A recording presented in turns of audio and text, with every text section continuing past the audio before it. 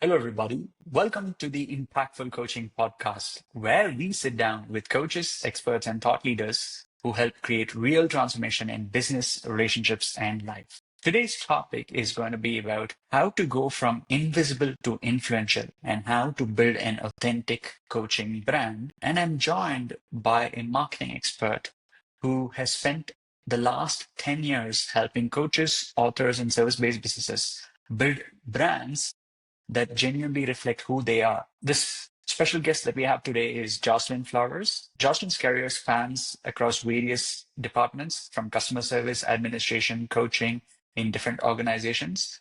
She found herself hitting a glass ceiling, and that's when she realized she wants more freedom. So she decided to step out and start her own business. And that business turned out to be the agency that she now has. Through her agency, Jocelyn helps clients clarify their message, strengthen their online presence, build consistent marketing systems, and become more visible without losing their authentic voice. Jocelyn, welcome to the Impactful Coaching Podcast. Thank you so much for having me. I'm excited for our conversation today. Thank you. So, Jocelyn, I think our audience would like to hear a little more about yourself and your backstory. Can you tell me about how did you set out to start this agency that specialized on helping coaches, and how how did you begin? Tell us about your journey. Yes, of course. So I love this question because I didn't have kind of the standard entry into entrepreneurship. I was very set working for a lot of different organizations and mostly in customer service where I was getting to help people, but I didn't have all the back end things of entrepreneurship and running my own business. And so I was able to show up, clock in, do my job, clock out, and go home. Well, what I kept finding is that I wanted more.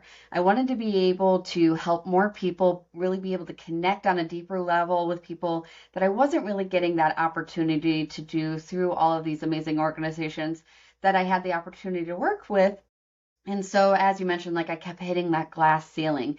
And so I was trying to brainstorm, okay, how can I get out there? How can I connect with more people? And it really came about that I needed to do my own thing. And how can I do that and blend my creative side, but also my organizational kind of strategic side? And that's really where my agency came about because I was able to blend those two areas of my life together and be able to not have as many restrictions of how I was able to connect with people. And so I kind of took that leap 10 years ago and said, you know what? I'm going to do this and I'm going to stay committed. And here we are 10 years later in business. Interesting.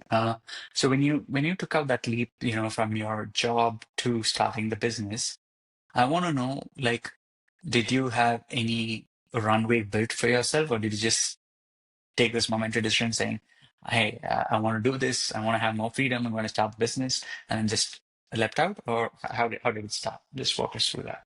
No, I didn't really have anything planned. It was kind of, if I'm going to do this, I'm going to go all in. I'm diving in 110%. It's scary. But I knew that there were going to be a lot more opportunities for me to not only expand myself individually, but also to be able to connect with other people. And that's something I've always had, even growing up and being able to watch my family and family friends in their professions. And I grew up in a family that is made of mostly entrepreneurs. So I got to see them kind of start it and work. But I always kind of wanted that safety net. So that's why I always worked in a lot of these organizations, but getting to see through them and their experience of the freedom, but also even the hardships, the challenges, the struggles. I kind of knew a little bit of what I was getting myself into, but I knew it was going to be different for me because I didn't have a safety net. I had stepped away from my positions and decided if I'm going to do it, I'm going to give 110% of myself to it. And truly, I think that was the only way that I was going to keep going with it because I knew I had to make it work. And so I, went out and I found mentors and influential people that I wanted to learn from and that were able to guide me along the way in the beginning of my journey. And that's when I hired my first coach. And, that was daunting because, okay, I'm now investing in myself, which was the first time I'd really done that at that level. And, being able to do that, it gave me an interesting perspective of, okay, this is the type of audience that I really want to be able to support because I know they're out there doing amazing work and really helping other individuals do the same thing that I'm doing. Get out there, feel confident in what they're doing, and give them the tools that they need to have in their go bag, as I like to say, to make sure that they're going to have a successful business. Got it. Got it. That makes sense. Now, tell me, once you started, how long did it take you to get your first client? Yeah. So after starting, and I fell into that kind of area, like every new entrepreneur. Oh, well, I have to have a website first. I have to have business cards first. I have to, have all these things lined up, which was great because I was able to point people that I was having conversations to, and I started networking a lot. And it really took about 2 months before I had my first client, and then it just kind of took off from there, mostly on a referral basis, which I always find a little bit more genuine than just finding me on my website or on social media because they're getting to learn from someone else's experience with me. And so it kind of started off, and then I hit a bit of that low until about 2020 um, is when it really skyrocketed in the mix of a global pandemic. And because everybody was starting to go fully digital and didn't know where to start. And so I had a lot of people reach out right away, and I was at 5 reoccurring clients at that time to 35. And I was still the only one in the business. And for me, I was like, yay, I'm doing great. But then also saying, okay, this is a lot on my plate at once. And I learned very early on that in order to work at that capacity, I was going to need help. And, that's where my agency really started to grow. And I brought on my first team member to be able to delegate because I was working 80 to 90-hour weeks, 7 days a week. And I just knew that wasn't sustainable. So a lot of the practices that I bring through my agency now, working with clients, I had to learn firsthand myself as an entrepreneur and figure out what worked, what didn't work, and continue to evolve with each year. And also with the clients that were coming through. A lot of them were in a lot of different industries, primarily coaching and authors, but they were all coaching in different areas and working with a lot of different audiences. So for me, it allowed me to kind of learn through them, but also have them with me in partnership and kind of collaborating together to continue growing to where we are now. Got it. Got it. Makes sense. That's interesting, when you mentioned going from 5 clients to 35 clients. And well, it's a good problem to have, but at the same time, this problem can also turn into a pressure cooker, as you mentioned, where you're working 80 plus hours a week and you're struggling through that. What gave you this idea that maybe I should just focus on coaches? Is there something that inspired you? I think it was mostly through kind of my personal connection with coaches and the experience that I had. And I've had good experiences with coaches. I've had not so great experiences with coaches. And I was able to kind of see the flow and the structure of how they approach the work that they do. And for me, it just kind of fell into my overall mission as well of wanting to help as many people as I can, whether it's through the work I do in my agency or even outside of that, and having the opportunity to, travel the world and be able to help people and offer things that maybe areas wouldn't have access to. And I'm able to do that through my experiences with coaches.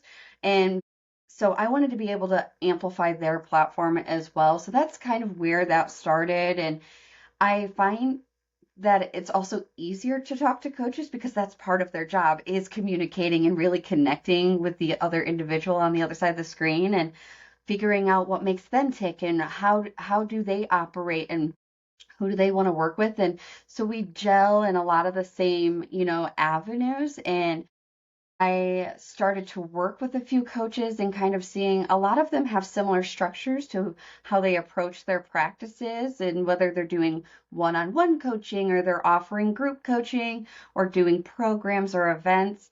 And I started to see how I could apply my structural background in systems and being able to create something that could support them and elevate their platform as well. Got it, got it. True. As you mentioned it, you know, coaches tend to have a growth mindset compared to many other entrepreneurs.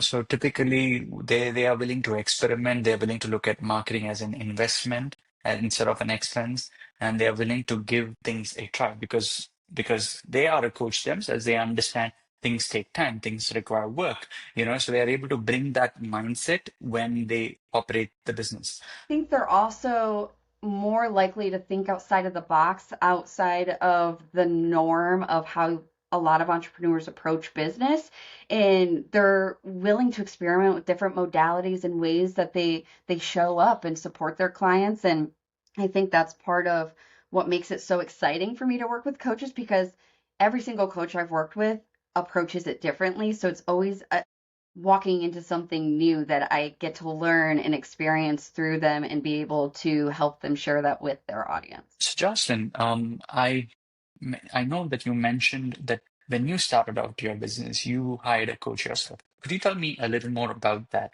Who was the coach that you hired and what did they help you with and how was your transformation? Yeah, I so early on I hired a business coach because again I was still in that learning process, kind of going with it as things came up early on in entrepreneurship. And it was about year two when I hired my coach, and I just needed more experience with all of the back end things that go into running a business. And I wanted to be able to have someone who'd already gone through this, who'd had kind of perfected their systems and approach, but also understood on a deeper level the type of work that I do. And I do find sometimes when you're looking for coaches, they may not be as familiar with your industry and kind of how you approach clients. And so that was something that was really important with me for me early on. And so our sessions really were focused in, okay, how do I really build a strong foundation that continues to grow with me? Because as we mentioned, I during the pandemic, I went from 5 clients to 35, and I learned very quickly that I didn't have those systems really in place. And those were things that my coach and I were working with through those years leading up to that, and kind of had to dive in a little bit heavier in that year. And I had worked with that coach for about 5 years. And it was something that was always a learning curve for me. But it's exciting because I love to continue learning and learning the ins and outs of where, I need to improve a little bit more, get a little bit more business savvy, but also where I need to bring my human connection back in a little bit more and just be more, I guess, proactive in that. And so that's where I think being able to leverage the experience, leverage the knowledge and skill set of someone who's already been there and continued on in success in their business was something that was important for me too when looking for a coach. And I've had multiple coaches since then in a lot of different areas of my business that have been able to get me to where I am today. So I am definitely passionate about coaches, and any client that comes to me, whether they're a coach or not, I always recommend continuing to have mentorship and coaching in your business. That's interesting that you worked with the coach over a period of 5 years and then you built systems to manage all the workload. And that's typically what happens. And then, like you said, not all coaches understand your specific nature of the business. It's pretty important. So now this podcast is all about how coaches can build authority and stop being invisible. All right. So that's what we're going to be talking about. So now when it comes to that, let's assume I want to give you a case study of three types of coaches. All right. And I want you to walk me through what would your strategy be for each one of these coaches? All right. Let's take Coach Andrew. Andrew's been in the corporate leadership and training space for the last 15 years, working for one of the major MNCs, you can say, and then now he's quit and he's decided to start his own coaching practice. And he's listed himself on an online platform that offers coaching, because he's already certified, and they basically offer coaching by the hour. People basically book with this platform, and then through this platform, Andrew offers coaching. All right. Now, but Andrew realizes that there's a glass ceiling as to how much he can earn, because the volume within the platform is very limited, and he used to make a lot more money in his corporate job. All right. Now he wants to scale. He wants to grow further. Now, what would your advice be for Andrew? So my advice for him, again, anytime I start with a client, I always do what I like to call a presence audit. And so by doing this, I take a look at, okay, where are we currently showing up?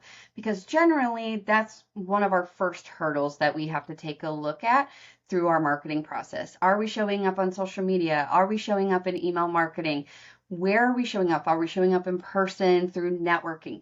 Because all of these areas are exposure for getting them into our business and learning about not only who we are, but the work that we offer, and the ways that we can support them. And so I would take a look at that first. Where are we showing up? Now, I always love working with coaches that kind of have left corporate and start their own entity and start out with an organization that helps them get into that lead process. Because when you're going from working in corporate to having your own entity, one of the biggest changes is it's led by you as far as getting that lead generation in. And so when you're able to start into an organization that kind of feeds you some of those leads to kind of get started building your practice, that's great. But figuring out how can I also replicate that myself so that when you are hitting that glass ceiling within this organization, you're not relying on that being your sole way of bringing in clients to your practice. So we take a look at, okay, what other ways are we showing up to bring additional leads outside of this? I always recommend keeping that entity because, again, it's steady. They're always bringing in leads to you. But how can we bring in leads in a different avenue? So how are we showing up in marketing? And how often are we showing up in marketing? Now, I am one of those marketers that doesn't recommend posting every single day because one, it's not sustainable for any entrepreneur, especially if you're wearing every hat in the business and you don't have a team yet underneath you to be able to delegate things. You're doing everything. So build out a strategy that is sustainable for you. So that's what we would take a look at next. Okay, what is the time frame that we have in capacity to be able to devote toward our marketing? Because not only is it the implementation of the marketing, but we have to capture the content as well. So what does that look like? And we formulate a strategy that's going to work for you. Now, every client that I work with, I approach differently. So with Andrew coming from corporate, we're going to approach, he's generally going to be comfortable probably in front of a room because working in corporate, you have a lot of different events and things that go on where you have to kind of show up with a presence. Now, how can we do that in his own entity? Because now he's not in a way conforming to a organization's values and views. He's formulating his own. And what does that look like for him? So we take a look at that of, who do you want to be speaking to? Because now you have that freedom. You have this opportunity to connect with anybody. What does that look like? But also, how are you helping them? What does that offer look like that you want to be providing for them outside of maybe just one-on-one coaching? Are you offering something that could be a done-for-you program for them? Or are you actually having the one-on-one? Or are you creating a group environment or a container that allows you to bring in multiple people so it's not as much of a time crunch on you, but you're able to still build that revenue up that supports kind of this balance between the organization that's feeding you some leads, but also the leads you're bringing in for yourself. So we would take a look at that and then really formulate a case study of what is the content that your audience is really connecting with, and how can we continue to build on that? Because one of the things I always tell my clients is there is no such thing as bad content. Now there's cringy content, but there's no bad content, but because there's always something we can learn from every single piece of content that we share, whether through social media, whether through our email marketing, or even visible on our website. There's always something we can learn, but we just have to be open to seeing and listening to the feedback that's coming to us, whether it's through the analytic data or through actual connection with individuals within our audience. So you mentioned the presence audit, and from there you will basically work your way up to understand like where are they showing up, and then how they can go about building themselves further. Right. Now, could you just tell me like what are three common mistakes someone like Andrew would do, as he goes about establishing himself? I love this question. So the thing I see, especially when you're transitioning from corporate to um, entrepreneurship, is how to really create that flow of consistency. And not only consistency in your marketing, but consistency in showing up in your business. Because again, when you work for another organization, your hours and time frame of capacity is kind of set out already. You know when you're showing up, you know when you're going home, roughly.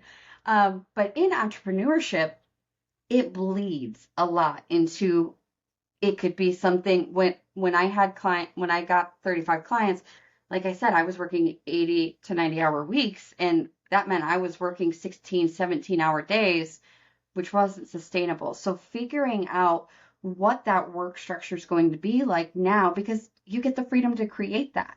So what does that look like for you?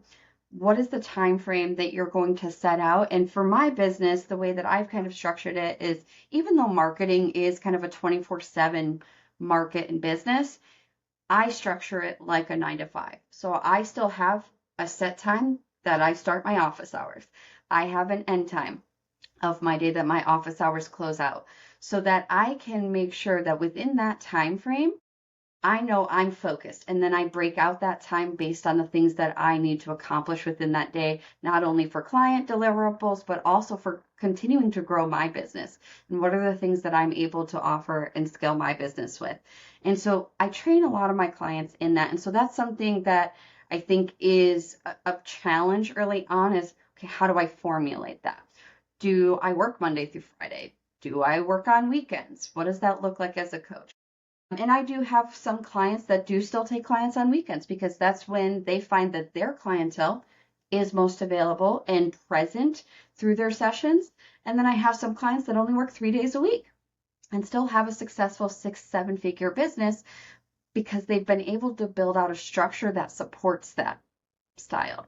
So take a look at what that looks like for you. So consistency in showing up for your business. And are you being focused during that time that you've set out to be consistent? Because I think a lot of the times as early entrepreneurs, we kind of get that shiny object syndrome, and we're always looking at the newest brand new thing that's coming out and trying that and signing up for that.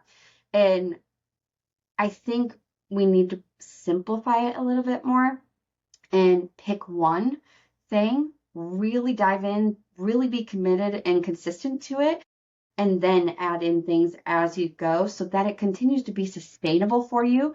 Where I think a lot of the times we bring in too many things at once, and then it gets overwhelming and it starts to feel out of reach and out of touch. And that's where I think we lose our human element into it, because we start to dive into, okay, just let the systems run it for me. If I set this up, then it's going to run for me. I don't really have to do anything else. And I think you have to find that balance that works for you, of the systems that are supporting your business growth, but then also how are you showing up as a human being in your business and connecting with those potential clients that you want to be able to work with. Got it. Got it. So obviously you mentioned consistency in the way that you are showing up is one, and consistency in the way you show up for your business is also another one. Now, apart from that, could you tell me what mistake would a coach like Andrew do in terms of his marketing or lead generation?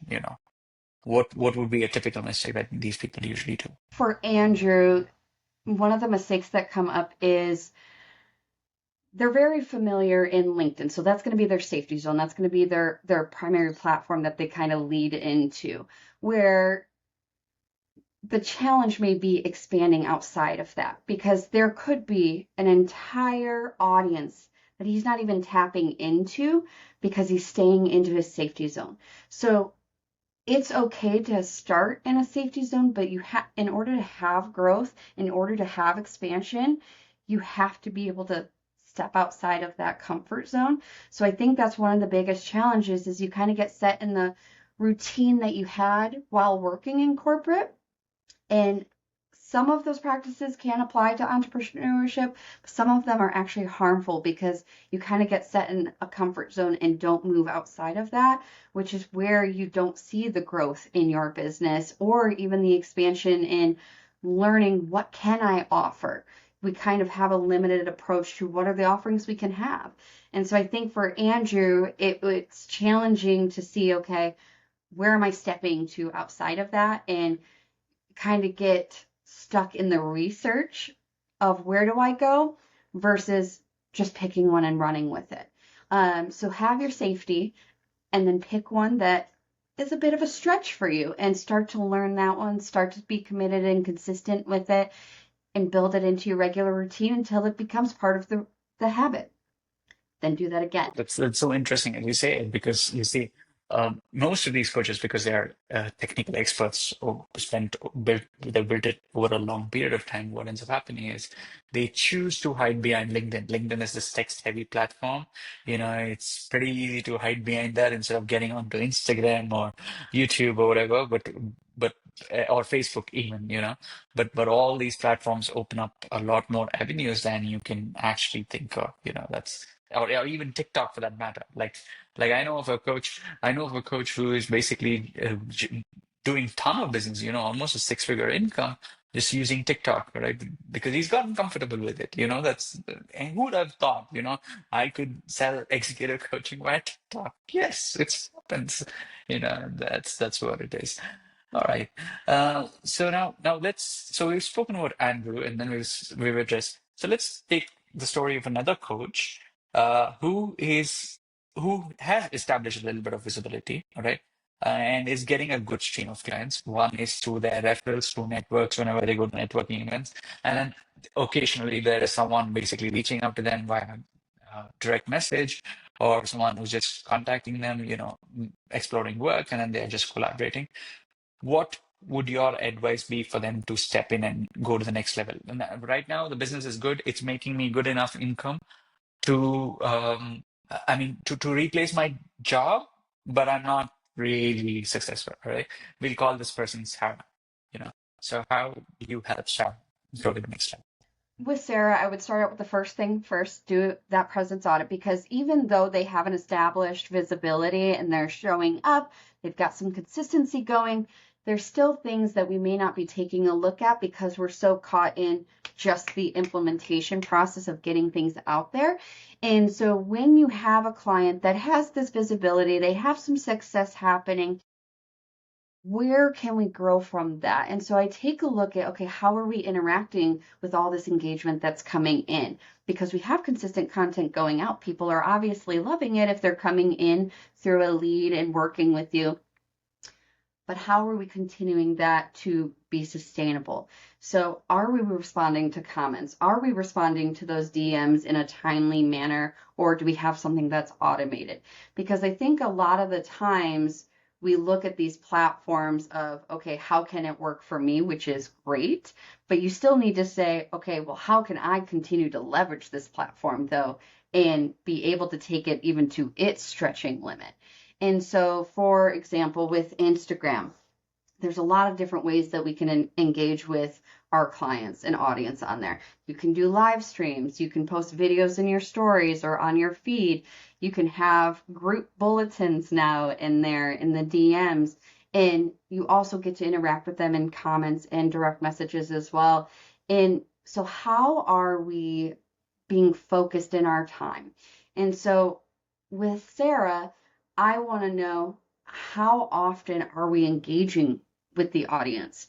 Because yes, you have DMs coming in, but are we responding to them? And how are we responding to them? Where are we leading them to from that message? Are we leading them to a resource that we have to offer that gets them into our email list?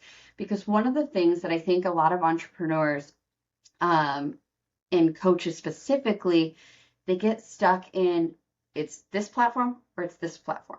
But one of the ways to really build sustainable growth is to cross pollinate and drive traffic through multiple different avenues, because you may have audience members who aren't really active on social media, but they love reading a good email, that they love that longer form content, which then can expand to longer form video, where YouTube and TikTok now has longer form video that you can do, where you can really engage with them. They get to get your energy and experience through that, where then you have some that only live in social media and don't even want to look at an email list.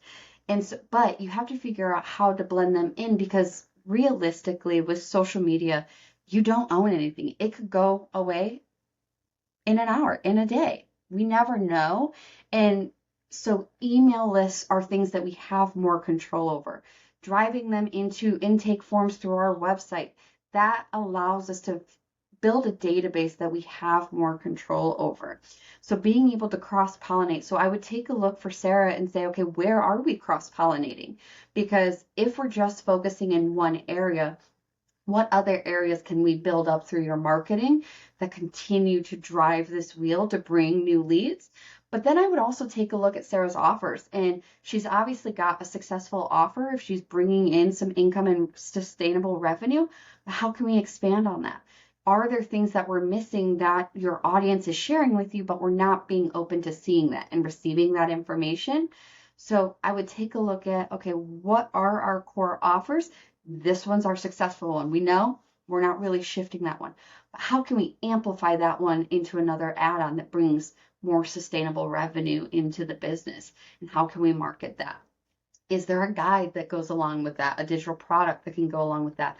Or is there a longer term program that can build into that, a community we can create that builds onto that, so that we continue to build the sustainable relationship that's going to build that legacy for you down the line with your business that can continue to grow on, whether you are the face of your business 10, 15 years from now, or if you have a general team underneath you, but you are still the named brand. That's something to kind of take a look at. And what I would recommend with Sarah, because she's had success, is really audit what is working, what hasn't worked in the past, and why didn't that work? How can we create something that continues to build this successful offer up and expand from that? With people like Sarah, you mentioned about auditing their offers and doing cross-pollination, as you say. I've come across some coaches where they've told me stories about, hey, this person basically checked me out on Instagram. They Googled me, landed up on my website, and then clicked on a YouTube ad that I had, and then eventually booked a call and then purchased from me.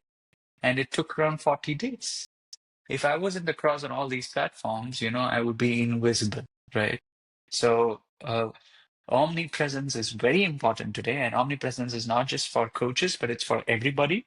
But it's even more so for coaches, because you, at the end of the day, as a coach, right now we live in this attention economy. So, as an attention economy, brands are fighting for our attention. People are fighting for our attention. Influencers are fighting for our attention. Coaches are fighting for our attention. So it's never been difficult. So it's very important to show up and learn how to capture attention. That would be a very important thing. All right. So tell me about some silly mistakes or mistakes that Sarah usually does. So again, I think kind of getting in that tunnel vision of just create, implement, and not really assessing what is going out there and how it's being engaged with, I think is a common mistake, because a lot of coaches that I've worked with that love content creation, they can create in an instant. They just go, go, go, go, go, go. Like they are a plethora of creative ideas. And it's almost like, okay, we gotta rein it in a little bit, we're getting a little wild in the content creation process, but then they don't focus on the implementation and also the auditing of the content. So they're focused in one area while your content out there, there's so many different things we have to look at to see how is it performing? Is it working well? Is it bringing consistent leads into your business? Or is it just, oh, great, they loved it and they stopped? As you mentioned, that coach had multiple different ways that they were cross-pollinating. And a lot of the times, what we don't understand as entrepreneurs, or we kind of get stuck in this area where we look down on the content that we're doing because we want to be an expert. We want to have profound knowledge every single post that we have out there, is that we start to focus in on, okay, well, if they're not coming in on this, then I don't have a offer worth buying, which isn't always true. It's just maybe how we're presenting it. And so I think with Sarah, she's obviously got an offer that is very successful, but she's not leveraging that offer to continue building on it. So that's something that she's kind of got the blinders on too, of what are the other ways that we can expand. Could I take this offer that leads me to speaking on stages? A lot of my coaches that I work with love to be on stage because they all had a dream of being an actor or a performer at one point of their life, and they want to be able to create an experience for their audience, but they're not leveraging all of the ways that they're showing up in their marketing to be able to show up on those stages and to be able to get in front of those audiences like they would like to. And so taking a look at how are we leveraging this? How are we taking a look at all of the pieces of the content of what's working? How can we build from that content? And then how are we sharing it across multiple platforms that are able to continue this wheel that they're bringing in? And one of my clients that I had, it's always funny because he's been at the business 35 years now, coaching, and he does one-on-one coaching, he does group coaching, he's had year-long programs, he does experiential events. So he's done the whole plethora. He's a keynote speaker. He's traveled the world, coaching for corporate and individuals. And there's always been this kind of group of people. We always call them Ricky's groupies because they were the people that were always showing up, engaging in every post, showing up to every event, every free training call, but they weren't ever buying. And so we had to take a look at, okay, obviously they're hungry for what you have to offer, but we're not quite hooking them into this next step they can take with you to continue expanding.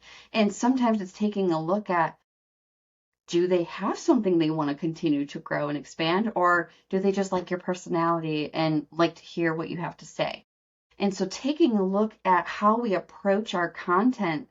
And so for him, and again, he had a very successful business. We reached 7 figures early on. We reached a 60% retention rate for his year-long programs, where his clients were staying in multiple years through his year-long programs. I think right now we have a record. One of them is 9 years in his year-long program. And I mean, it's an investment that this entrepreneur is making, but he knows that by committing to himself, he's going to get every single thing he needs in that year-long program. And so we're able to keep that retention through there because he's leading by example. My client was showing up every day. He's staying committed. He's doing everything and getting the results that all of his clients are dreaming for. And so he's doing that through example. And I think for Sarah, that's something too, is taking a look at, are you showing up just to show up, or are you showing up to really build that connection with your audience that's going to keep them hooked and coming for more to continue building with you? Now, as you say this, I want to just blend Sarah and Andrew in a way to come up with another personality. Let's call him Jacob. Now, with Jacob, the thing is, he knows he wants to be a coach and he's sort of a coach, but he does not know what offer that he should create. All right. He's probably a coach who can, you put him, if somebody else sits across him and then tells him, I'm going through this particular problem, he will probably apply all of his coaching methodologies to help them overcome that problem. But he does not know what offer to sell because he's always been in leadership in a corporate organization, right? Now, can you tell me about how would you help him construct an offer? Absolutely. So I think with Jacob, some of the issues that I see in this kind of style, again, where they were a leader in corporate, now they're doing their own thing. And, you know, in corporate, you're often okay, here's our offer. Here's the thing we're training. Here's the thing we're teaching and implementing. Where as an entrepreneur, you have to formulate that yourself. And a lot of that, it's a trial and error basis. And so I always recommend my coaches that come in to me, like Jacob, that, okay, what are the things as an entrepreneur that you would want support in? Because the first thing I always recommend to my clients is, what are the things you hope for? What are the things you wish for? If you had this level of support, what could you do with it? Because all of those elements are going to bring that audience into that resonate with they see themselves in you. And that's how we could formulate what these offers look like. Is it a one-on-one basis? Do you like interacting one-on-one? Or do you want to be in front of a room leading a group of people through something? Or do you want a mixture of that? Do you want to have a balance of both? Because for Jacob, a lot of it is, are we asking the questions? So with his marketing, we're going to be asking and polling our audience, what are these same questions? Where do you find that you have a gap in support in your business? Where do you find that you're excelling, that you just want to know, okay, how do I take that to the next level? Where am I showing up? Am I not getting as much communication as I'd like? Am I not having the structure and kind of that container that I would like to have, that accountability, if you will? And so for Jacob, we would have to test out a few different things while having a simple offer that can be built upon. So if he's already getting people that are interested in having that one-on-one connection, okay, how do we build that into a package? So it's not just a one-off conversation with them. How do we build that into a sustainable package of a 3, 6-month, even 12-month long contract that keeps them coming back for more and builds that sustainable revenue for you? And how do we continue to build that? Also, I would take a look at with Jacob is, what is your ideal revenue you want to be able to bring in? And really work backward. Okay, I want to make $250,000 in the next year. Great. How many clients do we need to do that? Well, first we need to figure out what we're offering. Are we doing one-on-one? Okay, what feels like a good price point for you? I'm going to say 2,500. Well, how many clients are we going to need at 2,500 to get you to your end goal? We have to take a look at that and does that feel sustainable for you to bring on that many clients? Or do you need to supplement it with maybe a group program where you're able to touch more people and still get some revenue where it's not taking as much of your time capacity to doing that? So taking a look and formulating that, because I've had coaches, they don't want to be in front of a room to save their life. They want to connect one-on-one and that's it. And they've set, okay, so a great example of this is for me with my agency. I'm not looking to grow to having hundreds of clients. I have set, I want no more than 12 management clients, because for me, I know I want to have that personal relationship with each of my clients where I know when their kids' birthdays are. I know when their anniversaries are. I'm able to book a time on my calendar to have that one-on-one conversation with them. I'm able to go visit with them if they're local and set the time to do that. Where if I have this long list of clients, I'm not able to do that. They start to become just another name on a spreadsheet. So for Jacob, I would have him take a look at, okay, how do I want to interact? How do I want to build this business? Because that's where it starts to formulate, okay, what does that offer look like? What does that price point look like? And formulate everything else that goes into, okay, now we know how to market this because we're offering a 6-month coaching package. And what are you getting in it? You're getting XYZ benefits from that. And how are we doing that? We're showing up bi-weekly. Whatever that looks like, that gives us all of the marketing points that we need. And then you know, okay, in order to do that, I need to work with individuals that are making X amount, that have a budget of X amount, because I don't want to keep putting myself in front of an audience that doesn't have the budget for that. Because again, that's taking my time away from being able to build my business. Now, what I would always recommend is, don't exclude that audience because there's things you can leverage that audience for. They can then become your voices out in the world, spreading all of the things that you're doing and able to offer to those that may be able to come in as an actual lead.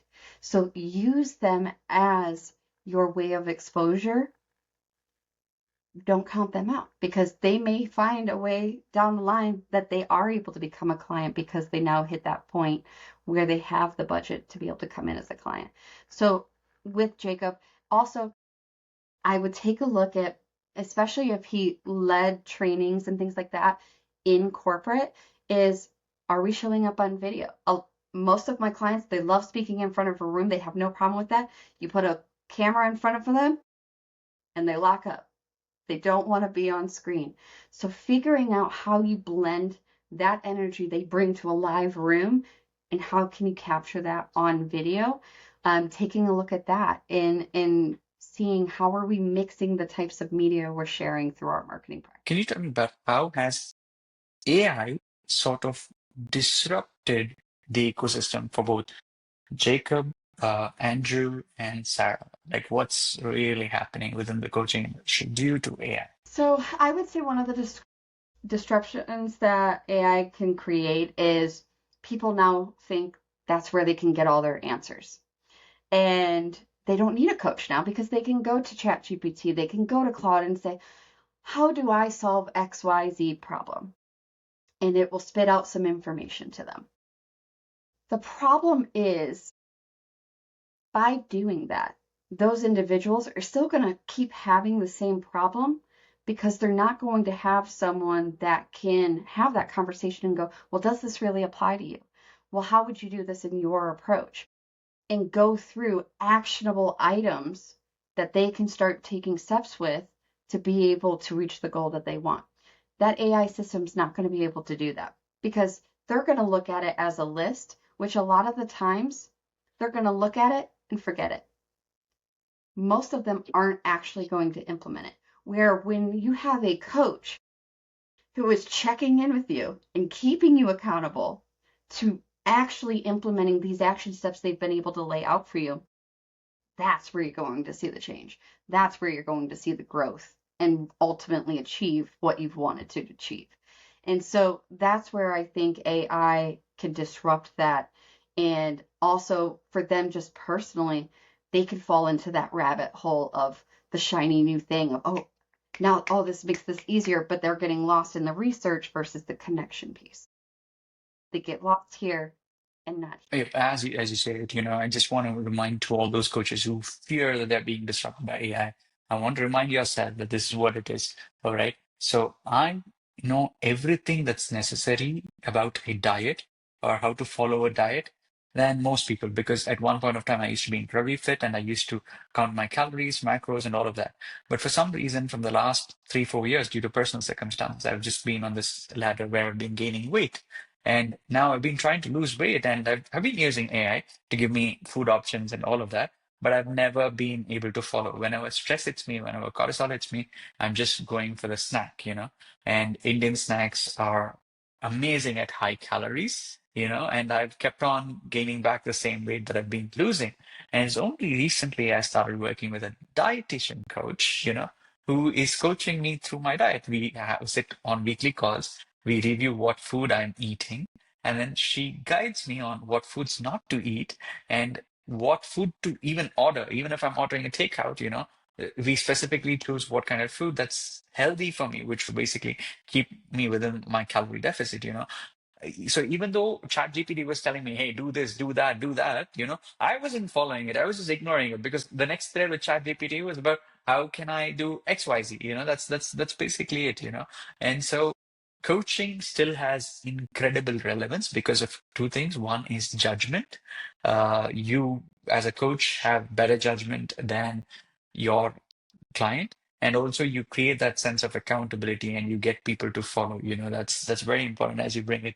ChatGPT, people can and again, it's the same thing as Google. When there was Google, people were always Googling things. They could still figure out Google. And even before that, let's say you wanted to master something, you could go to Barnes and Noble, you could go to Amazon, you could buy a book, a dummy's guide, on how to do X, and then try to do it. But then you will still fail. That's where a coach comes in. A coach holds you accountable, That's what it is. Jocelyn, now, can you tell me about how do you help clients? So I know you mentioned something about presence audit, all right? But what else do you do within your agency, and how do you help your clients go to the next level with their coaching business? So we offer pretty much everything all digital is where we focus when it comes to marketing, social media management, email marketing, website build and management as well. We do speaker support. Again, a lot of our services are focused in coaches and how are they showing up. And so we have a lot of services, but we do it in a management way. So again, we're not just giving you something and having you walk away where you're not going to implement it. We're showing up with you and we are your partner in that. And so a lot of our clients, again, have been with me for 7 years now, out of my 10 years of business. And they've seen a lot of different iterations of what we've had to offer. And even now they say, this is the top level that I've always dreamed of. And you've now been able to offer that to me because I'm able to have focused direct time with them. And that's one of the things where I think as coaches, maybe it gets lost that there's human nature in the sense that people can always look for information, but they still need guidance to implement it and hold them accountable to that. And no matter what they're doing. And I have clients that, again, they're very capable professionals, and yet they love when I do a daily check-in of, hey, how are you doing? How are we showing up today? Okay, great. I hope you have an amazing day. It takes 2 minutes for me to check in with them, and it sets the trajectory for their day. And being able to take off the things that don't really light them up and don't support their productive patterns and handle that and handle the tactical through our services so that they can focus in the things that they love to do, connecting with people one-on-one, showing up into rooms and leading in whatever area of their expertise is. That's what we're able to do because we do it in collaboration and we do it in partnership together. And for me, again, I'm always learning from my clients. Okay, what are they seeing that they need a little bit more of? Okay, how can we support them in that? In their marketing practices? How can we elevate that a little bit more? And a lot of my clients, as I mentioned, offer a variety of different offers. They have the one-on-one, but they do group or they do events. And so we support them in their event marketing and enrollment and engagement for that as well. And we handle a lot of the tech behind the scenes, whether they're doing a virtual or in person. So they're not only getting pretty designs and eloquent captions and things like that, they're also getting on-site hands-on support from us. And that's one of the main reasons a lot of our clients have been with us multiple years and continuing and adding additional things in because they know they can come to us as a one-stop shop for everything they need to build their practice when they're ready to hit that level. So, everybody that's listening, if you want to look at taking your coaching practice to the next level, I would recommend that you check out Jocelyn's website out. We'll be dropping a link below in the description box, and you may want to start with a presence audit, and then from there, see how Jocelyn can help you. As she says, she manages the end-to-end infrastructure, so you can focus on what you do best, while Jocelyn helps you grow your coaching practice. Jocelyn, it was incredibly nice to have you join here. Now, before we go, if there was one book that you would recommend for our audience as something that they would read, from a marketing perspective, especially since we are focused on going from invisible to influential, what would that book be? Yes, so we actually published an ebook on our human first marketing approach methodology. So I, shameless plug, would recommend that one because One of the things I think as entrepreneurs that we forget, and why my agency and it's such a big passion for us to bring that human nature forward, is you are the most unique tool that you have in your business. And if you continue to show up and leverage that, you're going to reach any level that you would want to, because there is no other you out there. So you are the most unique thing that you can offer in your business. And by showing up and supporting your clients authentically through you, you can go anywhere. Thank you for sharing that. So Jocelyn, it was nice connecting with you, and to our listeners, feel free to check out Jocelyn's website. Thank you again for joining. Look forward to seeing you on another episode of Impactful Coaches. Thank you. Goodbye.